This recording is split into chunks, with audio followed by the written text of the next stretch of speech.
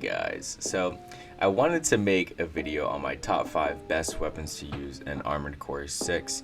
Now, these are my own personal opinions of what I think the top 5 best weapons are in the game, and this is focusing on more of the PvE side of the game, so I won't be really touching on PvP too much, but a lot of these weapons I'm mentioning in the list are pretty good in PvP as well, but these are strictly just for PvP at the moment, even though I do use some of these weapons in PvP. But yeah, without further ado guys, let's get right into my top 5 best weapons. Alright, now kicking it off with the Rancet RF. So this is actually a burst rifle, believe it or not, when you charge it. So this has 2 modes. It has the single shot mode, and then it has the charging mode, which will shoot 3 shots out. Now the charge mode is perfect for staggering enemies in this game, but you will have a slight little animation lock when you do it, so you will be stationary when you do it, so you will be vulnerable to enemy fire. Now this base attack power is 224 damage, and that's without any of the modifiers with armor or anything when it comes to the cores, but that is significantly good attack power, especially when you're just dealing with normal MTs or normal just enemies. This basically sometimes will one-shot them depending on how much points you have in your OS tuning. Now the impact of this rifle is very important because it also has 245 impact. Now that contributes a lot to stagger, especially when you charge this rifle. I highly recommend this rifle if you're having trouble with staggering enemies and getting good damage in. Now this rifle does have pretty good range as well. Really wouldn't use it past 150 meters, as most assault rifles don't really do that well past 150 meters depending on your FCS. So I recommend you use this rifle within range of 150 meters. That's where most shots are going to land, and that's where you're going to get most of your stagger from. Now this rifle does have a total ammunition count of 375. Now you really aren't going to blow through this at all in a mission. I mean, unless you are seriously having trouble with a mission, you're not going to blow through this much ammo in a singular mission, especially when there's resupply stations. So you're definitely not going to have ammo be a big issue at all. The reload time is decent. It's about average for an assault rifle, on the slower side, but that really doesn't matter a whole lot. I recommend pairing this with a nice SMG or with a nice machine gun, as it pairs really well with those two. Okay, next we're moving on to a weapon that actually goes on your back assembly, and that is the rail laser cannon. Now this weapon is really good. I love this weapon because it dishes out so much damage even without needing a stagger. Now this weapon does produce tons and tons of damage, but it also comes with an overheating cycle that if you fire it consecutively 4 times, it will overheat. Now you do have the option to charge this weapon, making it deal almost twice as much damage as it normally would, but I do not recommend doing this, as it'll completely overheat your weapon once you fire it, and it'll be disabled for about 5 seconds or so. So I definitely recommend you rapid fire this weapon, as it is very good at rapid firing and doing tons of damage. If all 4 shots land, you're doing about 4,000 damage to an enemy, and that is a ridiculous amount of damage. Now its base attack damage is 925 with the impact of 500.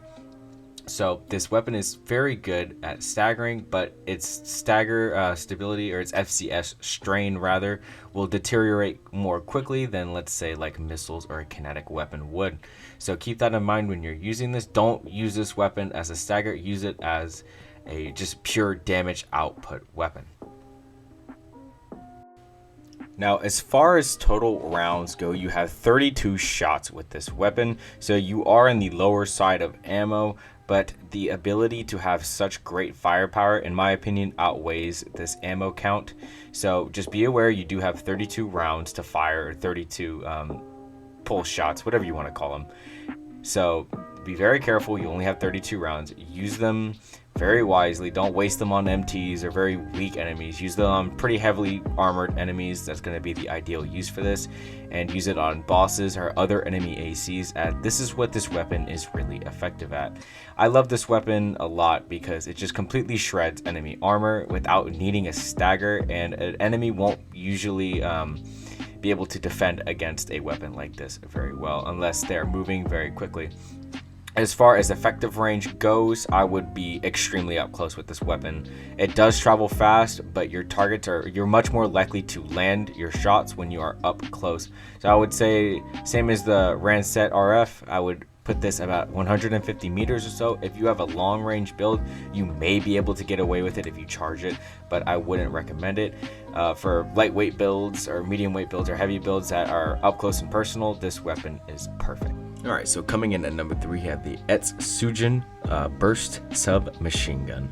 So yes, you heard this right, this is a burst machine gun, and you're probably thinking to yourself, no way this is a top 5 weapon, and to me it is, and here's why. This SMG outputs so much DPS, it's pretty insane. It also has a fair good amount of impact stagger, and the FCS strain does not decay a whole lot. So meaning once you hit someone with this submachine gun, the strain is going to stay there for a while. So I use this with the Turner assault rifle, and it pairs pretty well with that assault rifle. Now on its own it isn't good, but when it's paired with something that is also a dual trigger, it does very well. So you could do 2 of these and absolutely stagger the absolute crap out of someone with these 2 SMGs, and they are amazing at what they do. As far as our stats go, we have our attack power coming in at 46 times 4 because this does fire 4 shots out of it. And then we also have impact being 48 times 4. So its impact is higher than its actual attack power, which is pretty insane. And its accumulative impact is 22 times 4. So it does, like I said, very good job at building up that ACS stagger. Now, as far as rounds go, it does have a little bit on the lower side of ammunition, but it's not horrible. You may run out during a mission, but as long as you have a solid backup or a solid assault rifle or a melee, it shouldn't be a problem. I mean, for what it is, it does very good. It is very, very light and has very little energy consumption. So I consider this to be one of the best weapons to use in the game. Personally, I don't see anyone else ever using this, so I was like, let me give it a try. It did get buffed in the latest 1.2 patch, and it has performed pretty well since then.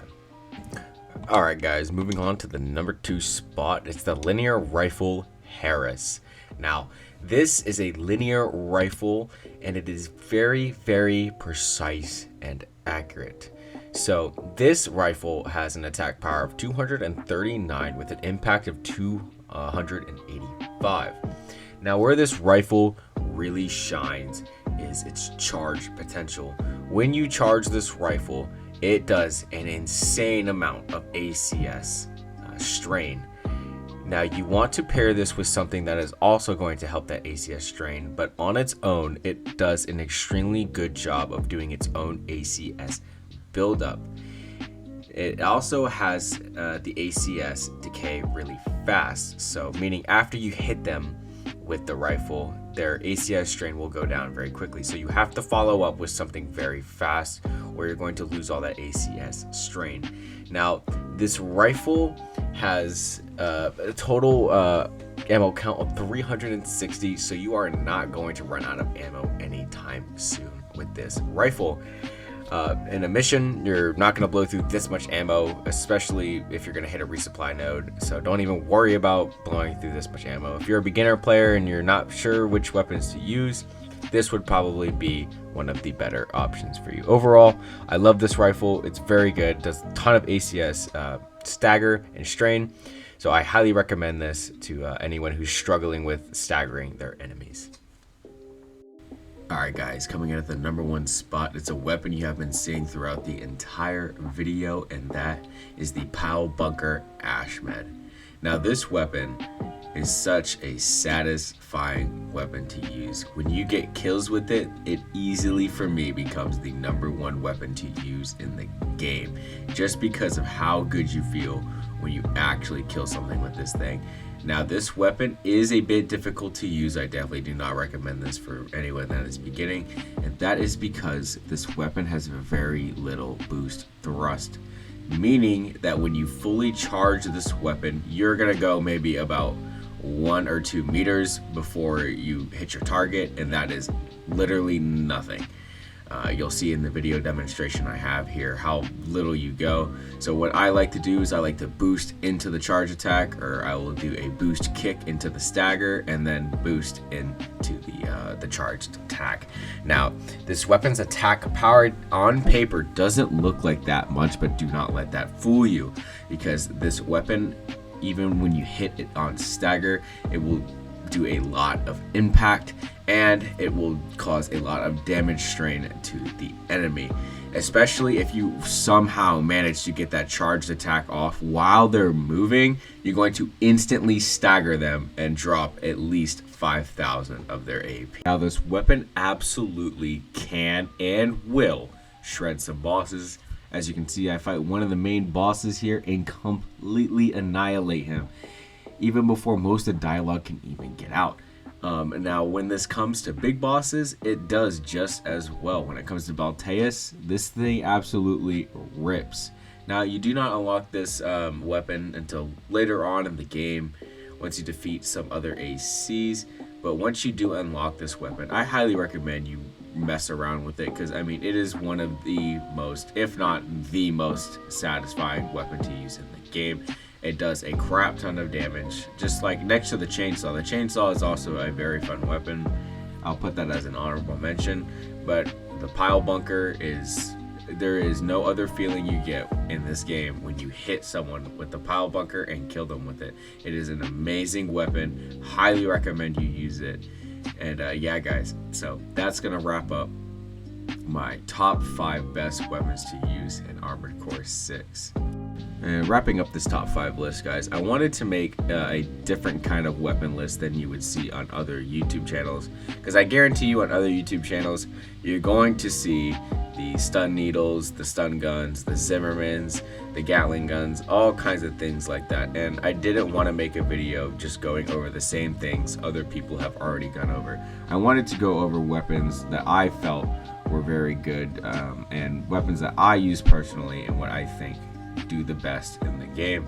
Of course, those weapons like the Zimmermans and the Gatlings are very good, but these weapons are much more satisfying to use in my opinion, as those weapons are a little bit on more of the broken side in my opinion, and these weapons help bring balance to the gameplay, and I just overall love using these weapons. And I hope you guys enjoyed this video, because I had a ton of fun making it, and I hope you guys try out at least some of these weapons that I have recommended. And yeah, guys, I'll catch you later.